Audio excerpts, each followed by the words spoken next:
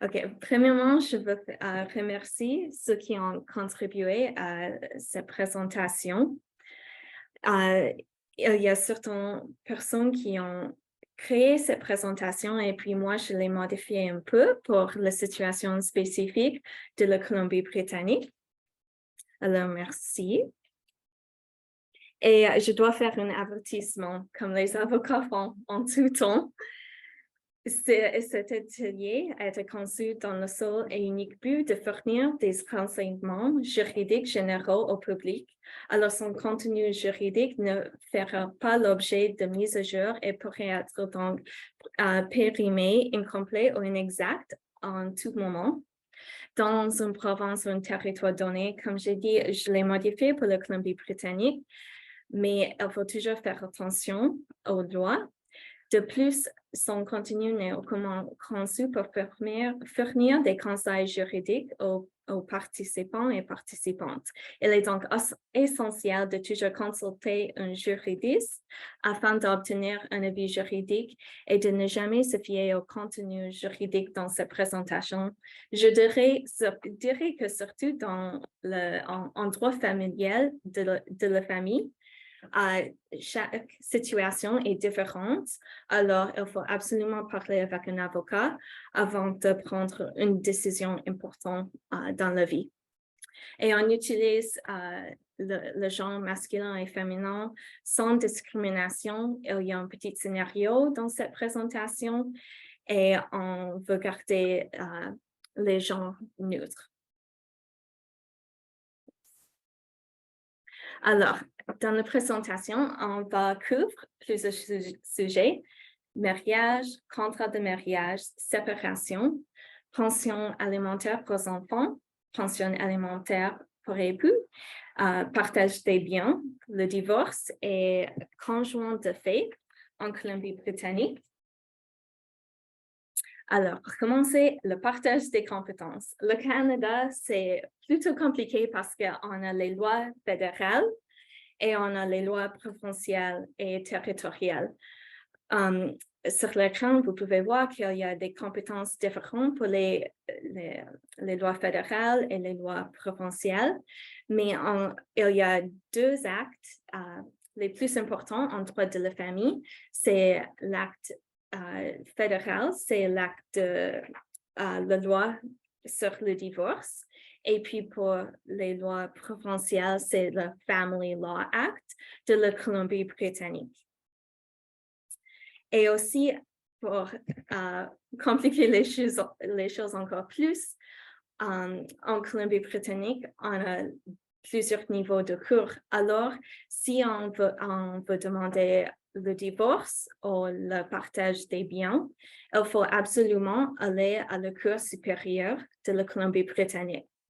Cependant, si on veut la pension alimentaire pour enfants, pour l'époux, le rangement parental, le temps parental, on peut choisir d'aller à la Cour supérieure ou à la Cour provinciale.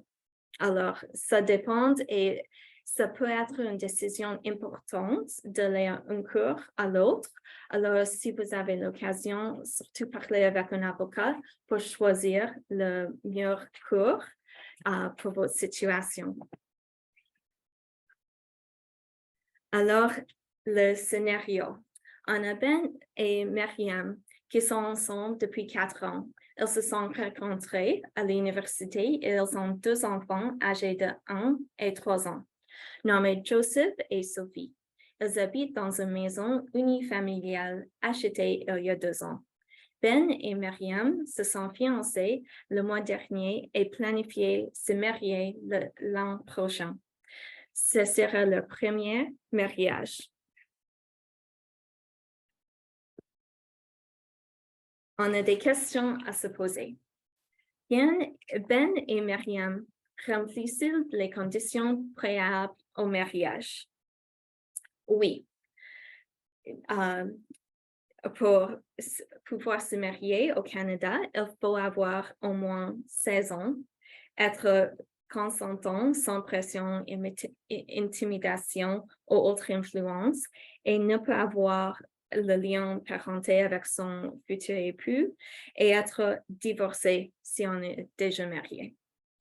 Le mariage entre conjoints de même sexe est légal partout au Canada depuis la loi sur le mariage civil le 20 juillet 2005. La deuxième question, quelles étapes doivent-ils suivre pour se marier au Canada? Et je dirais que c'est plus facile de se marier que d'obtenir le divorce. Ici, j'ai 4 points pour se marier au Canada, mais moi, j'ai une liste pour aider les personnes avec le divorce et il y a 40 tâches à faire pour se divorcer. Alors, c'est vraiment beaucoup plus compliqué avec tous les papiers à remplir et de leur demander le divorce à la cour que de se marier au Canada. Alors, les 4 critères pour le mariage, trouver un célébrant, demander une licence de mariage avant la cérémonie, se marier lors d'une cérémonie religieuse ou civile. Et la dernière chose, enregistrer le mariage au bureau de l'État civil de la province ou du territoire. Et puis, si on veut se ranger avant le mariage, on peut écrire un contrat de mariage ou entrer dans ce contrat de mariage. Alors, le scénario, c'est Ben et Myriam songent à signer un contrat de mariage. Ils aimeront traiter des sujets suivants sur le contrat. Le partage des biens, le conjoint qui quitterait le foyer conjugal en cas de rupture, les responsabilités décisionnelles à l'égard des enfants, le temps parental pour son enfant, comment gérer les finances et dépenses quotidiennes et à qui reviendra le foyer familial en cas de rupture. Les questions à se poser. La première, c'est quels sujets peuvent-ils inclure dans le contrat de mariage et quels sujets doivent-ils exclure? Alors, on peut... Est-ce que je l'ai? Oh, non. Alors, pour inclure, on peut inclure dans le contrat le partage des biens. On peut aussi inclure le conjoint qui quittera le foyer conjugal et comment gérer les finances et dépenses quotidiennes. On exclut toutes les choses à propos des enfants. On ne peut pas inclure le temps parental pour les enfants, les responsabilités décisionnelles à l'égard des enfants, ou qui reviendra le foyer familial en cas de rupture. Et ceci, c'est parce qu'on ne peut pas prédire l'avenir et ce qui sera dans les meilleurs intérêts de l'enfant. Et ça, c'est le test suprême pour déterminer toutes les choses par rapport aux enfants. Alors, s'il y a un changement, il faut examiner la situation de nouveau et c'est pour ça qu'on ne peut pas mettre ces choses dans un contrat de mariage. Et puis, la deuxième question, comment un contrat de mariage devient-il valide? On doit avoir un document écrit qui est signé pour les mariés au conjoint et ce contrat doit être signé devant un témoin. Et normalement, c'est un témoin différent pour les 2 personnes. Comme ça, on ne peut pas dire qu'il y avait la pression avec tout le monde dans la même salle. Et le témoin doit aussi signer le contrat de mariage. Et ce contrat, si on veut l'enforcer plus tard, ça doit respecter les règles des lois au Canada. Et aussi, c'est important, c'est toujours mieux si on peut recevoir un avis juridique indépendant avant de signer le contrat. Et comme ça, un avocat va écrire et c'est mis dans le contrat un certificat qui explique que oui, j'ai rencontré cette personne a compris les lois et signe ce document sans pression. Et comme ça, lorsqu'on veut aller en cours pour dire voici mon contrat, c'est signé avec l'accord de tout le monde et on ne peut pas dire plus tard qu'il y avait la pression ou quelque chose. C'est plus difficile de rupture le contrat. à la fin.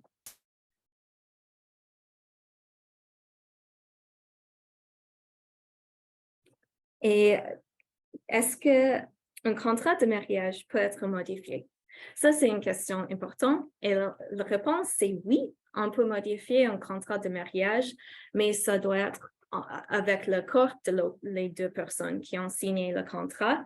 Et si on fait les modifications, normalement, c'est écrit dans le contrat que si on veut modifier le contrat, il faut réécrire avec un témoin qui va signer aussi le contrat comme on l'a fait la première fois. Oui, et normalement, il y a aussi un mécanisme pour gérer le conflit dans le contrat. Parfois, c'est que les deux personnes vont essayer d'aller en médiation avant d'aller en cours ou qu'elles vont négocier pendant 10 jours et puis ça ne marche pas. Les personnes vont aller à la médiation. Si ça ne marche pas, peut-être ça va être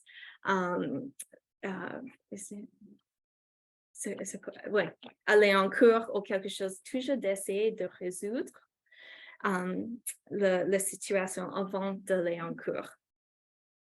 Et il y a plusieurs types de contrats.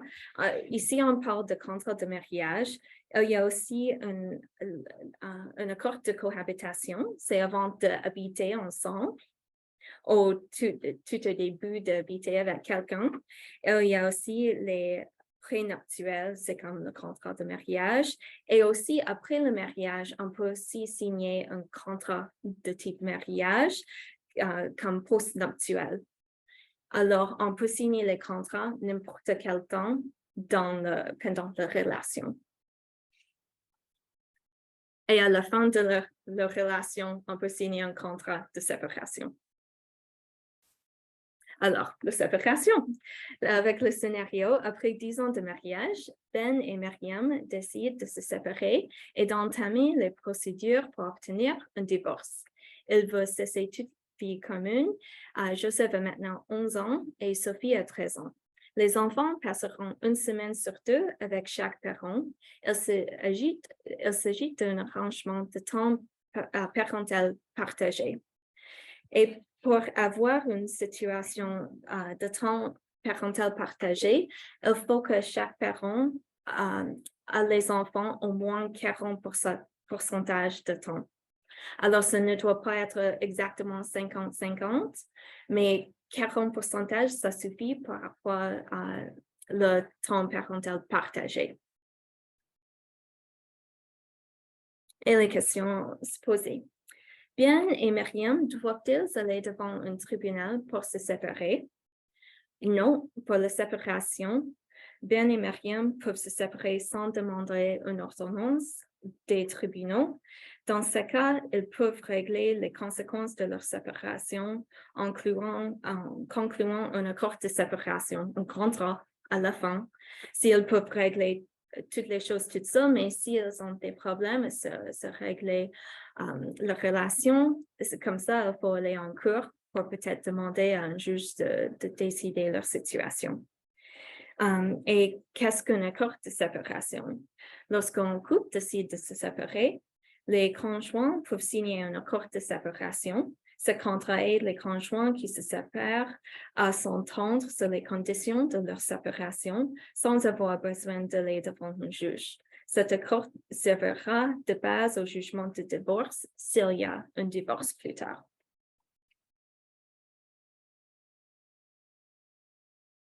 Et puis, qu'est-ce que Ben et Myriam peuvent prévoir dans leur accord de séparation? Ils peuvent prévoir le plan parental, le temps parental et les responsabilités décisionnelles liées à Joseph et Sophie. On peut mettre ça dans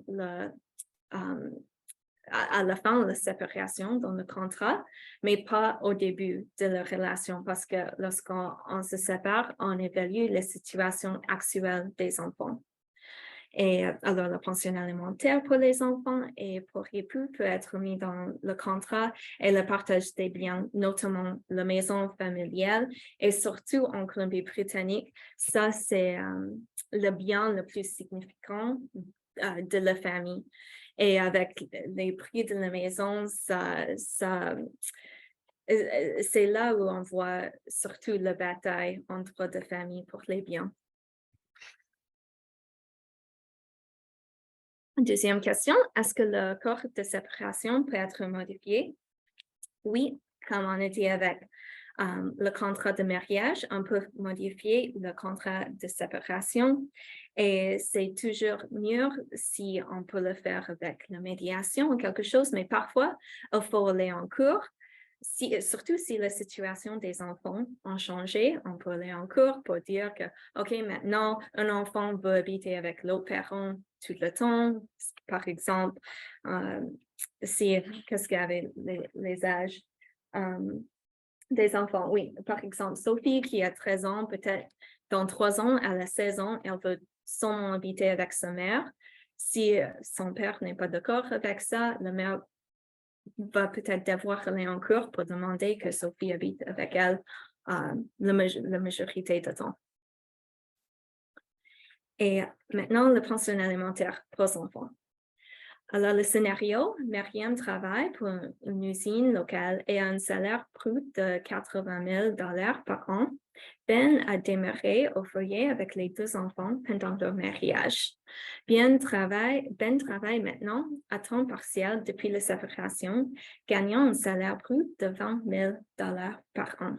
De plus, Sophie est allée chez l'orthodontiste récemment et elle aura besoin d'un appareil dentaire.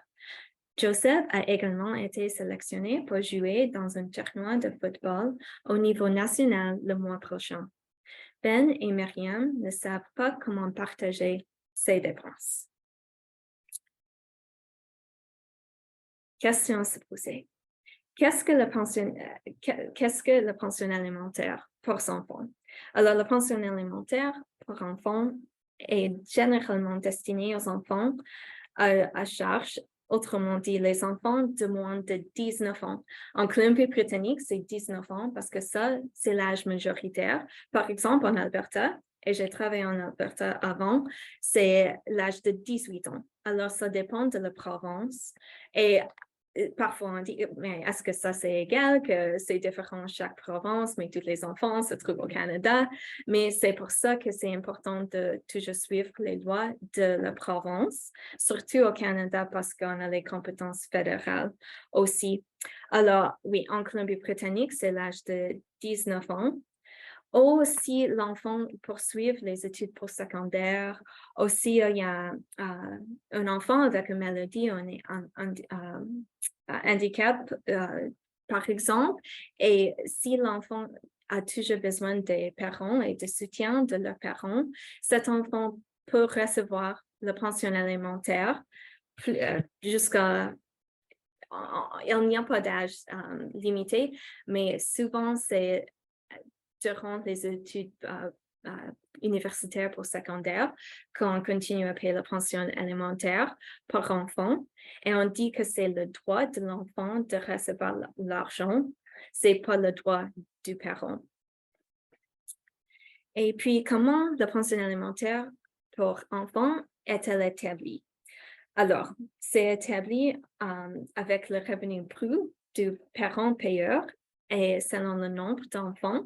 Et on utilise les lignes directrices sur les pensions alimentaires pour enfants. Et ces lignes, on peut les trouver si on utilise Google assez facilement. Et moi, j'ai fait le calcul avec cette situation. Alors, il y a Myriam qui gagne 80 000 $. Elle devrait payer 1 239 $ chaque mois pour les 2 enfants. Et puis, il y a Ben qui gagne 20 000 $ chaque mois et il devrait payer 324 $ chaque mois. Et si on fait la différence, parce que parfois, quand c'est une situation de partager des enfants, de temps parental partagé, on peut faire le calcul, OK, si Myriam devrait payer 1 239 et Ben devrait payer 324, la différence, ça c'est 915. Et parfois, on commence ici pour voir si ça suffit pour le pension alimentaire de l'enfant, mais on doit aussi Et je pense que je reprends à la prochaine question. Oui, c'est ça. Si les parents ont un temps parental partagé, est-ce que un parent doit payer un pension alimentaire par enfant? Oui, normalement, c'est le parent qui gagne plus qui va toujours payer la pension alimentaire, mais un parent doit l'autre la pension alimentaire. Et si on fait le calcul, c'est Myriam qui va payer 915 $ à Ben. Elle ne doit pas payer le total 1239, sauf s'il y a les autres circonstances. Et c'est pour ça que je dis qu'il faut toujours voir un avocat parce que les situations sont différentes dans chaque famille. Parce que parfois, le parent qui gagne peu n'a pas de facture. Si elle habite dans une maison de famille avec les parents, les grands-parents et tout le monde qui contribue, et puis l'autre a besoin de payer une hypothèque très chère et tout ça, alors surtout dans une situation de pension alimentaire pour enfants, quand c'est un temps parental partagé, on doit regarder plusieurs circonstances. Alors, ce n'est pas exact selon les lignes directrices, mais dans ce cas, si c'était Myriam qui, on va dire Ben, qui a les 2 enfants, la majorité du temps, c'est clair que Myriam va payer 1239 $ chaque mois. Au l'opposé, si c'est Myriam qui a les enfants, c'est bien Ben qui va payer 324 chaque mois. Et puis,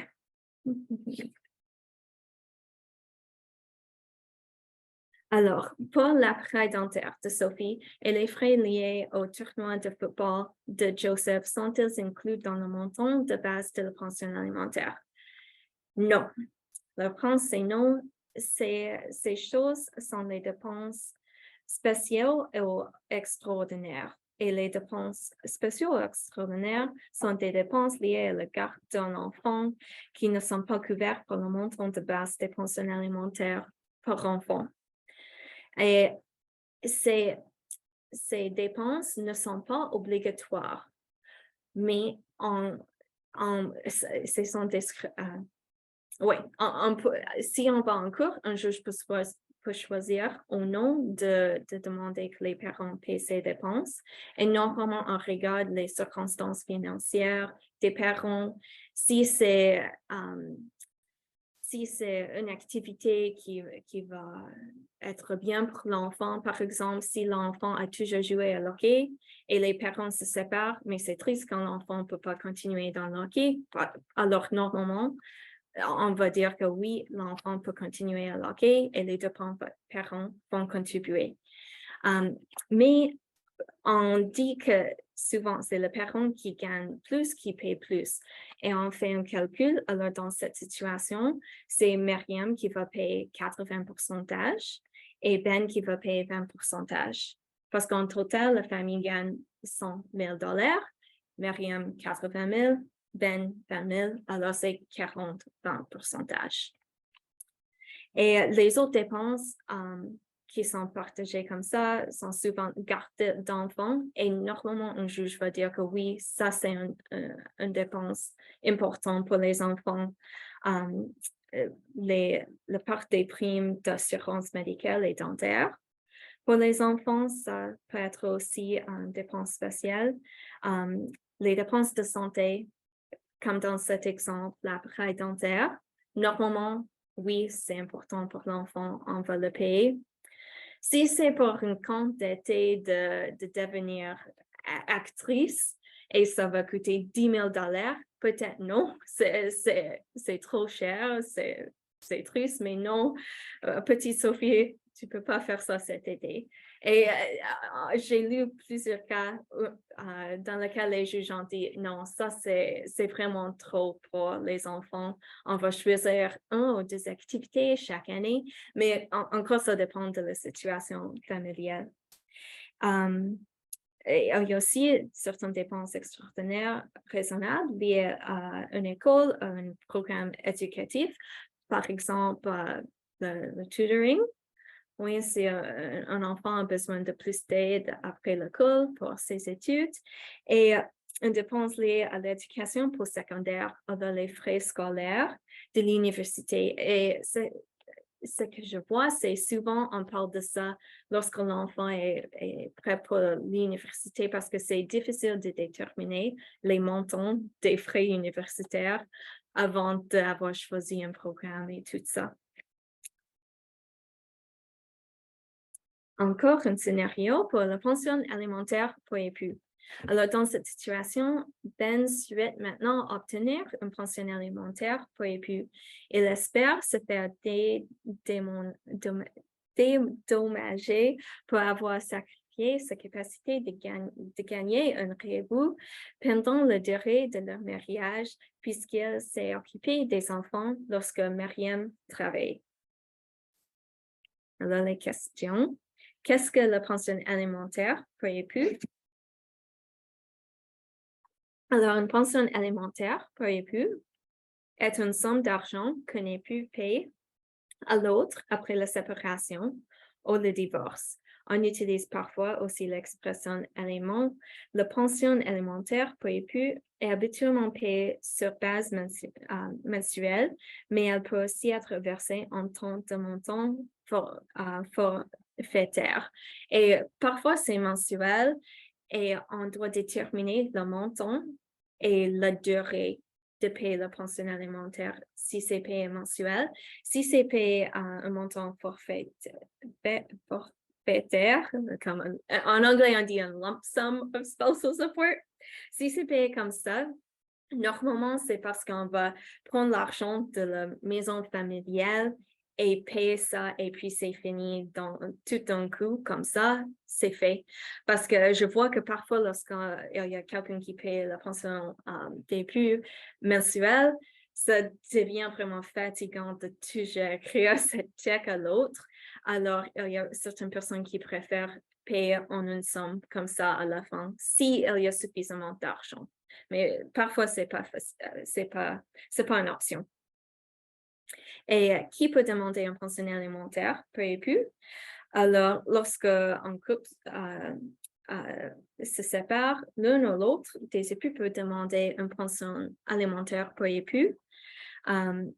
Et dans la plupart des cas, c'est pour l'époux qui a le revenu le moins élevé. Alors, la personne qui gagne le moins dans la situation, mais encore dans chaque cas, c'est un juge qui doit tenir compte de plusieurs facteurs, ou dépendant de la négociation, si on peut régler ça sans aller en cours.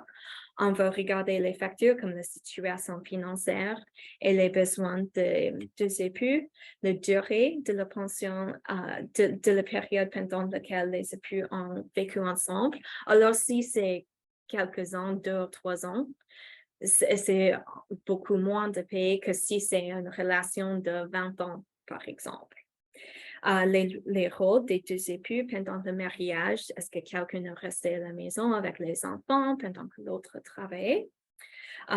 L'incidence de ces rôles et de l'échec du mariage sur la situation financière actuelle des deux époux, les responsabilités continues relatives aux soins des enfants. Alors, s'il y a les enfants, qui va continuer à garder les enfants? Et est-ce qu'on peut travailler pendant qu'on garde les enfants? Parce que parfois, il y a les petits-enfants pendant la séparation et un parent va rester à la maison et ne peut pas travailler. Et on prend toujours en tête aussi s'il y a une ordonnance déjà de la cour ou une entente que le couple a signée. On prend ça en considération lorsqu'on détermine la pension alimentaire pour époux. Et il y a aussi le Spousal Support Advisory Guidelines. C'est un peu comme les lignes directrices pour la pension alimentaire de l'enfant, mais pour les enfants, ce sont les lois, mais pour les époux, la pension alimentaire des époux, c'est pas les lois, mais ce sont des suggestions, mais ces suggestions sont traitées un peu comme les lois par la Cour. Et si on ne peut pas suivre les suggestions, on doit avoir vraiment une bonne raison de ne pas les suivre. Et il faut avoir un avocat pour faire ces calculations parce qu'il y a un programme spécifique et beaucoup de choses à considérer lorsqu'on fait le calcul pour la pension alimentaire pour époux. Partage des biens.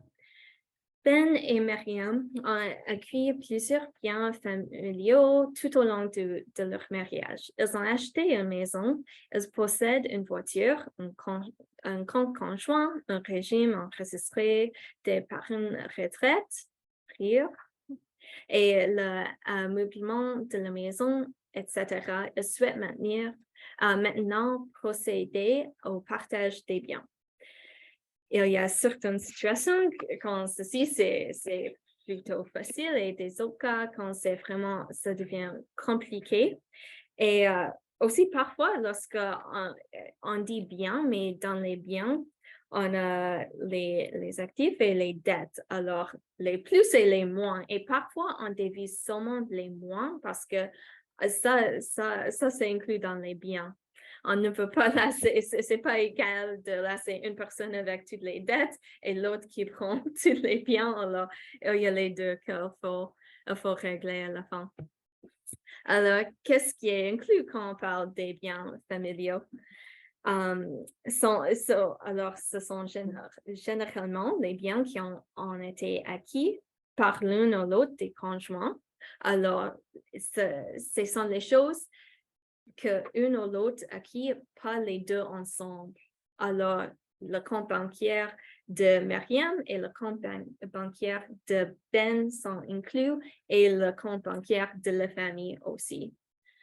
Alors, par exemple, la maison familiale, les meubles, d'autres propriétés immobilières, les pensions d'emploi, les droits de régime de pension du Canada, les REER, les placements, les comptes bancaires, l'argent comptant, les dettes.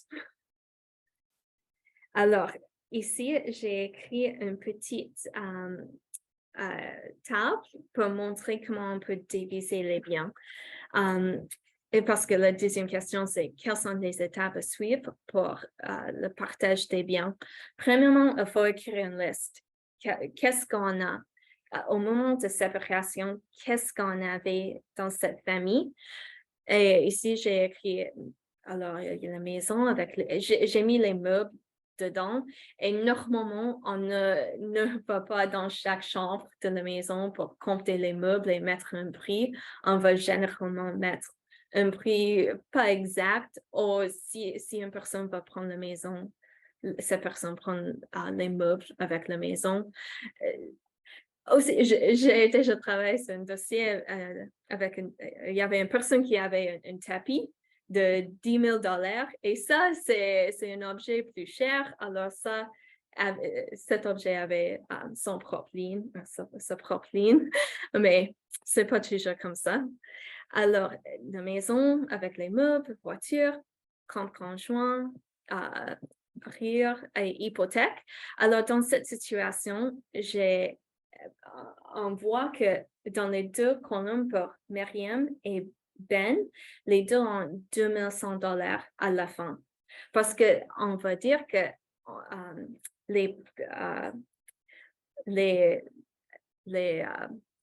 actifs égale à 500 plus 50, 50 et 100, alors 700 moins 300 $ de dette pour l'hypothèque. Cette famille a un total de 4 000 $. Alors, pour le diviser également, on a 200 dans chaque colonne. Et alors, dans cette situation, on voit que c'est pas exactement juste et normalement, les personnes ne croient pas que la situation c'est juste après d'avoir créé une vie avec quelqu'un d'autre. Mais à la fin, si Myriam veut garder la maison, elle doit donner toutes les autres choses à Ben. Et c'est ça la vie. Oh, sinon, l'autre option, normalement, si on a une maison, on vend la maison et puis les deux prennent la moitié de ce qui reste et c'est terminé comme ça. Mais normalement, si quelqu'un garde la maison, il doit donner beaucoup à l'autre. Mais même dans cette situation, on a l'hypothèque, alors c'est égal $200 pour Myriam et Ben. Ça, c'est un exemple pour comment partager les biens. Alors, le divorce. La situation, Ben et Myriam sont séparés depuis 1 an. Ils ont maintenant réglé la question de la pension alimentaire pour enfants et puis le temps parental et la responsabilité décisionnelle à l'égard des enfants. Ben et Myriam veulent officialiser leur séparation et obtenir le divorce. Alors, les questions. Ben et Myriam remplissent-ils les conditions préalables au divorce? Oui, pour pouvoir divorcer au Canada, il faut satisfaire à tous les critères suivants, être marié en vertu des lois du Canada, ou en vertu des lois de notre pays et que ce mariage soit reconnu au Canada. Et si c'est une situation où il y avait un mariage dans un autre pays, les choses comme ça, normalement, il faut parler avec un avocat pour faire sûr qu'on a le certificat de mariage, mais ce n'est pas si compliqué que ça. Il doit y avoir échec de mariage et un ou les deux époux doivent avoir vécu dans la province dans laquelle ils demandent le divorce pendant 1 an, une année entière avant de déposer la demande pour le divorce. Alors, si on a un partenaire qui habite, un conjoint, un mari qui habite en Colombie-Britannique et l'autre au Québec, on peut commencer le divorce dans n'importe quelle province si la personne habite dans cette province depuis 1 an. Mais si par exemple, moi, je déménage au Québec, je ne peux pas commencer le divorce jusqu'à quand j'avais habité là depuis 1 an. Ou sinon, je dois demander à mon ex de commencer le divorce ici en Colombie-Britannique si je veux le faire plus vite. Puis, selon la loi sur le divorce, que signifie l'échec du mariage? Alors, le Canada permet le divorce si les conjoints ont vécu séparés au moins 1 an. Aussi, il y a alors, ça, c'est la raison principale pour faire la demande de divorce, d'avoir séparé au moins 1 an. Il y a 2 autres critères, mais on ne les utilise pas souvent parce que c'est trop émotionnel, je dirais comme ça, et ça prend vraiment beaucoup de temps et d'écrire les testaments pour comment ça s'est arrivé. C'est vraiment, je dirais que c'est horrible de revivre toutes ces choses parce que les 2 autres sont, si un conjoint a commis des actes de cruauté physique ou mentale envers l'autre, et le troisième, c'est un des conjoints a commis l'adultère. Alors, normalement, ça va prendre 1 an de commencer le dossier et tout ça pour aller en cours. Alors, on entend 1 an et puis on peut avoir le divorce. Et la raison principale d'obtenir un divorce, c'est pour avoir un autre mariage. C'est ça la raison principale. Alors, parfois, si on veut se dépêcher, on peut demander à la cour de faire l'ordonnance de divorce plus vite, mais normalement, ce n'est pas nécessaire, sauf pour savoir quand on est divorcé. Ouais. Et puis, cette question, quelles sont les étapes à suivre pour obtenir un divorce lorsqu'il n'est pas contesté? Je vais dire qu'il faut être organisé, remplir beaucoup de papiers, faire la demande à la cour. On peut faire la demande seulement en déposant les papiers. On ne peut pas toujours aller devant un juge, mais ça prend du temps et il faut être organisé. Il y a sur le site de l'aide juridique de la Colombie-Britannique une liste avec toutes les étapes à suivre. Et ça, c'est très utile. Et aussi, si les deux maris s'entendent bien, elles peuvent déposer le divorce ensemble. Et ça, c'est aussi plus facile. Mais si on ne s'entend pas pour les enfants, pour le partage des biens, ça peut prendre normalement 2 ou 3 ans pour aller en cour et obtenir le divorce à la fin, parce qu'il faut montrer à la cour qu'on a résolu tous les problèmes, surtout à propos des enfants. Comment évaluer une union de fait au Canada?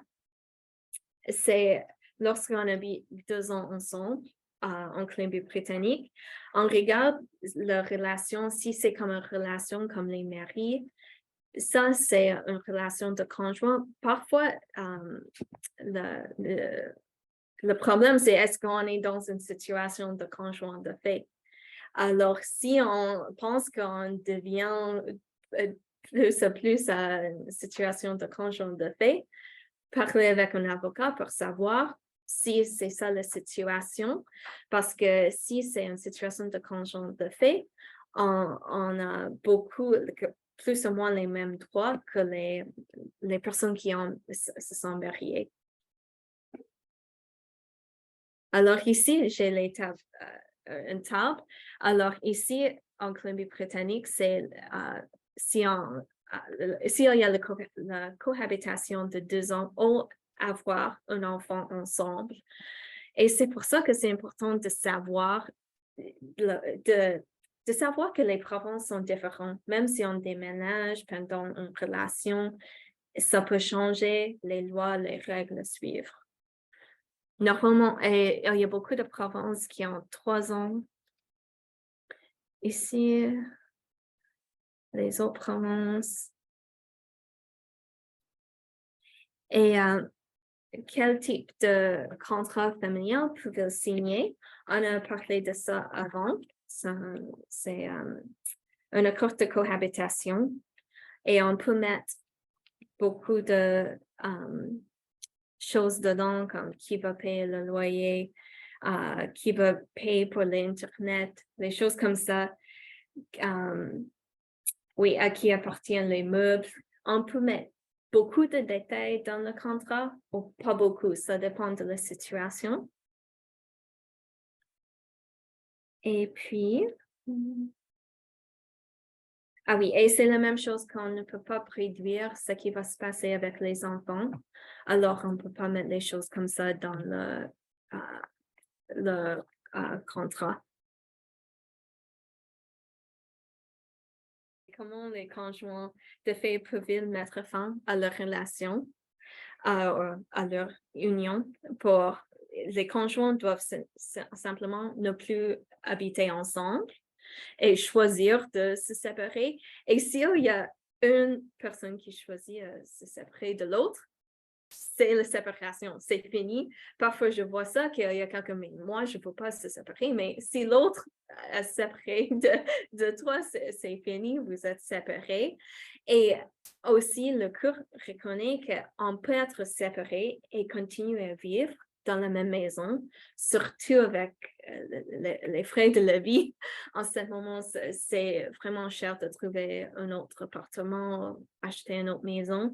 Alors, parfois, on va dire que la date de séparation, c'est par exemple le jour de mon anniversaire, quand mon conjoint ne m'a pas donné de cadeau. C'est ce jour-là qu'on a dit que c'est fini, mais on a continué d'habiter ensemble 1 an de plus parce que j'avais dû trouver une autre maison, des choses comme ça.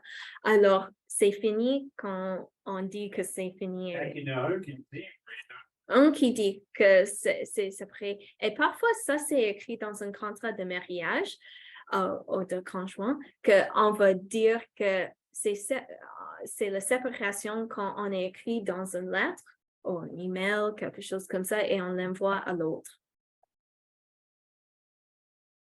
OK.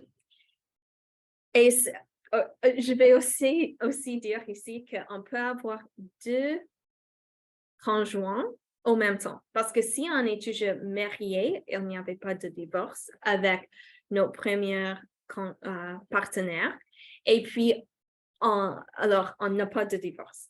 Et puis, on commence à habiter ensemble avec quelqu'un de nouveau et on habite ensemble plus que 2 ans. Maintenant, on a notre mari qui est on est toujours marié avec le premier et puis on a un conjoint. Alors, on peut avoir deux époux en même temps. Alors, comme ça, c'est plus compliqué avec la question de retraite parce que oui, on a un mari, mais on a aussi un conjoint de fait et ça devient de plus en plus compliqué. Oui, on peut imaginer beaucoup de scénarios, mais ça devient de plus en plus compliqué. Alors, oui, on peut avoir plusieurs conjoints et plus en même temps, mais on peut seulement être marié à une personne à la fois. Oui, parce que si on veut marier à quelqu'un d'autre, il faut obtenir le divorce. OK. Et oui, les conjoints de fait ont plus ou moins les mêmes droits que les couples mariés. Il y a des petites différences, par exemple, en Colombie-Britannique, pour si on est conjoint de fait, pour pour demander la pension alimentaire d'époux, il faut de conjoint. On a seulement 2 ans après la date de séparation. Mais pour les personnes mariées, on a beaucoup plus de temps, même du temps sans limite. Alors, il y a ces petites différences, même pour partager les biens. Si on est marié, on a jusqu'à 2 ans après la date de divorce. Mais si on est conjoint de fait, c'est 2 ans après la date de séparation. Alors, il faut aller voir un avocat tout de suite pour commencer ça. Les conjoints de fait ont-ils droit au partage des biens? Oui, en Colombie-Britannique, ils ont les mêmes droits que les conjoints mariés. Et la raison, c'est parce que au début, quand je parlais de les lois fédérales et les lois provinciales, c'est la loi provinciale pour le partage des biens. Alors, c'est dans le Family Law Act de la Colombie-Britannique. Et c'est le même pour les couples mariés que pour les conjoints de fait. Alors, c'est les mêmes principes. Alors, je vais juste mettre mes informations ici. Alors, je suis une avocat ici à Langford, près de Victoria. Je travaille en droit de la famille depuis 5 ans. J'ai fait mes études, mon bac à l'Université de Moncton au Nouveau-Brunswick. Et puis, j'ai fait les études de droit à Edmonton, en Alberta. Et j'ai aussi fait un échange en Espagne, à Madrid. Alors, j'ai étudié un peu de droit international. Et j'ai appris mon français en Belgique. J'ai fait un échange quand j'étais à l'école secondaire. Et oui, alors mes informations sont là. Le nom de mon bureau, c'est Step by Step Law, parce que j'aime bien qu'on divise les choses étape par étape, une petite marche à la fois. Comme ça, c'est plus facile. Alors, si vous avez des questions, vous voulez une consultation, s'il vous plaît, me contacter. Et j'aimerais bien faire un merci à l'Association des juristes d'expression française de la Colombie-Britannique de m'avoir invité à vous parler ce soir. Ça me fait vraiment plaisir et j'espère de le faire une autre fois aussi.